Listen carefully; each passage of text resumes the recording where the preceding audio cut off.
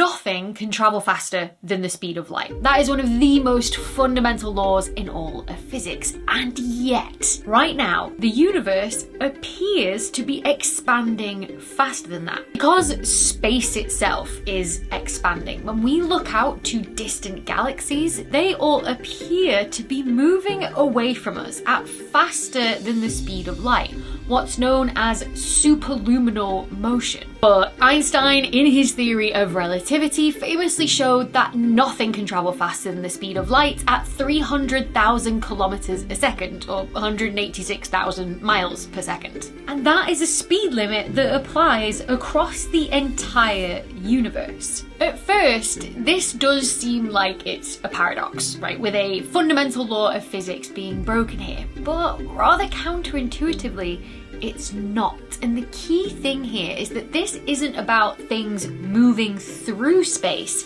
It's about what space itself is doing. And also asking this question of, does the universe expand faster than the speed of light, is also a little bit of a moot point, because the expansion doesn't have a traditional speed either. It's like asking, am I heavier than I am tall? It just doesn't make sense to even ask the question.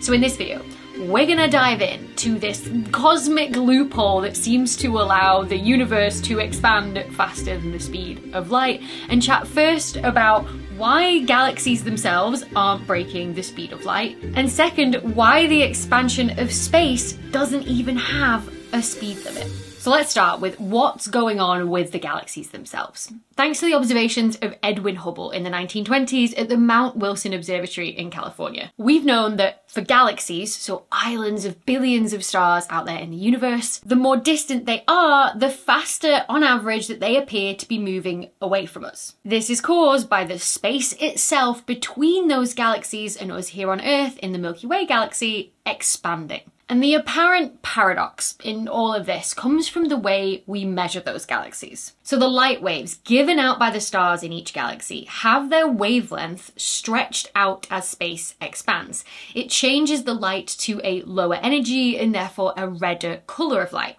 Now thankfully molecules and atoms in those stars leave unique fingerprints on the light that they give out that act as way markers, so we can actually tell and measure how much the light has been shifted by. This is what's known as a redshift, and it's a very similar phenomenon to what we experience here on Earth, known as a Doppler shift. So like when an ambulance races past you with its siren on, you hear the siren as a higher pitch as the sound wave gets squashed by the ambulance's motion towards you. And then you hear it as a lower pitch as it moves away from you and stretches the sound wave out. So when we see stretched out, red-shifted light from galaxies, we could interpret that in the same way as the galaxies themselves moving. And for nearby galaxies, like what Hubble observed, they look like they're moving away from us at about 1,000 kilometers a second. But it's the most distant galaxies in the universe that cause the problems when we interpret redshift in this way. For example, take the galaxy GNZ11, which held the crown of most distant galaxy known for 7 years. It has a redshift factor of 10.603. That means that the light has been travelling through the expanding universe to get stretched by that factor for around about 13.36 billion years.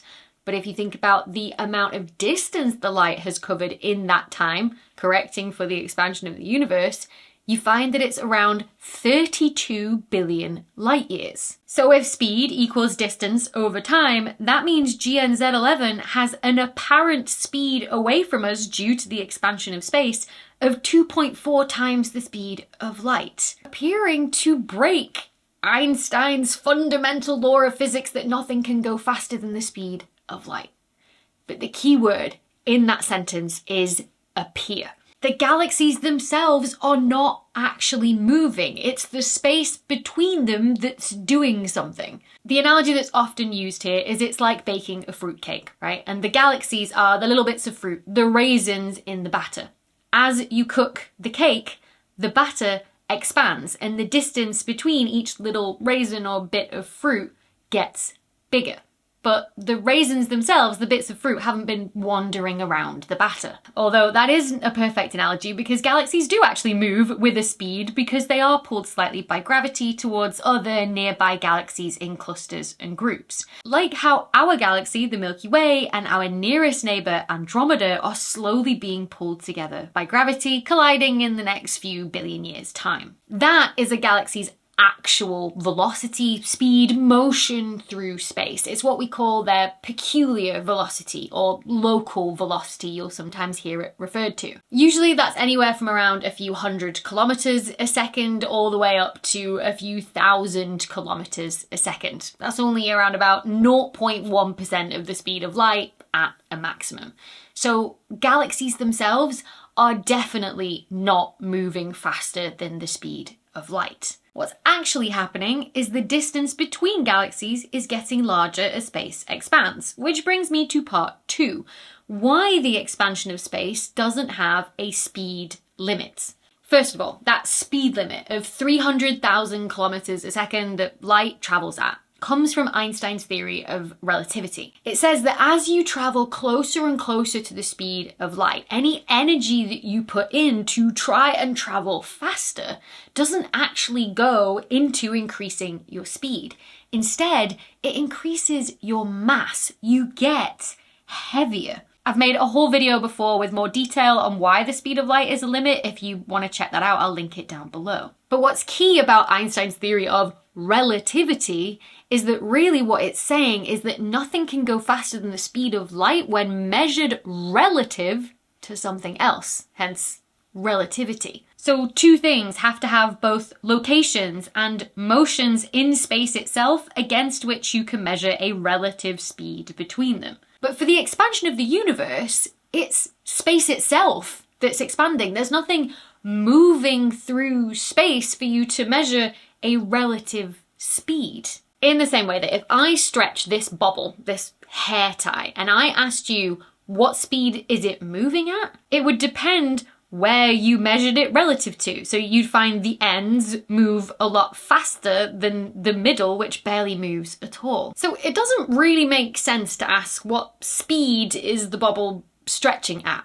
What you can say is that it roughly doubled in size in the space of, let's make the math simple and say a second, so that we stretched it to about 10 centimetres wide in the space of a second when it started at around about, let's say, 5 centimetres. If you run the maths on that, that means you get a rate of expansion of the bubble of 2 per second. It doubled in size. Now, unsurprisingly to no one, my bubble is not a perfect analogy of the universe, because remember, the universe doesn't have a centre. Space is expanding everywhere at the same rate. Again, I've made a video on this before going into more detail. If you want to check that out, I'll link it down below. But what this analogy with the bubble does help us realise is that what we've measured here is not a unit of speed, right? It's not a unit of length divided by a unit of time. The unit we got was just per second. So just divided by time.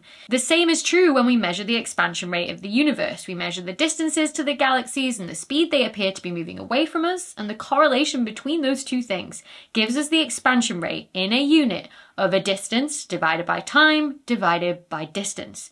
And just like with our bubble example, those two distant units cancel out and you get a rate in per second, a unit of divided by time. And that is why even asking the question of is the universe expanding faster than the speed of light just doesn't make sense, because you don't measure a speed. It is like asking, am I heavier than I am tall? So what all of this means is that yes, at large enough distances, galaxies will naturally look like they are moving away from us faster than light. Not because they're breaking the laws of physics, but because the laws of physics were never meant to be applied in that way. But all of this has a very cool consequence. There are galaxies out beyond what's known as the observable universe that we will never be able to see. Now, if you love mind-bending physics like this and want to get more familiar with the background science that underpins problems like this, then I highly recommend that you check out Brilliant, the sponsor of today's video. Brilliant helps you excel at science, maths and coding, whether you're 10 years old or 110. I love Brilliant's step-by-step interactive lessons and personalised practice that gets you to learn by doing, solving problems yourself rather than passively watching a video. The courses are crafted by world-class teachers from the likes of MIT, Harvard and Stanford, whether you want to learn how to code or brush up on your math skills or even understand how AI works. I absolutely love their scientific thinking course, which introduces you to key scientific principles and theories, from simple machines like gears and pulleys to more on Einstein's theory of special relativity. So to learn for free on Brilliant for a full 30 days, head to brilliant.org/Dr. Becky, or you can scan the QR code on screen or click on that link in the video description below and you'll get 20% off an annual premium subscription, which gives you unlimited access to everything on Brilliant. So whether you're a kid or an adult, check them out, and who knows, this could be the start of your journey into scientific research. So in this video, we're going to... Yeah, okay. No, not my face! Okay, let's try again.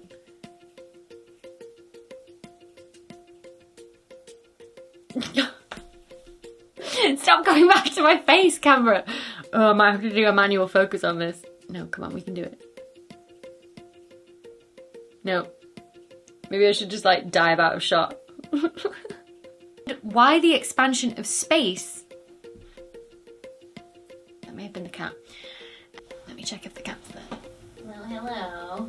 It was you.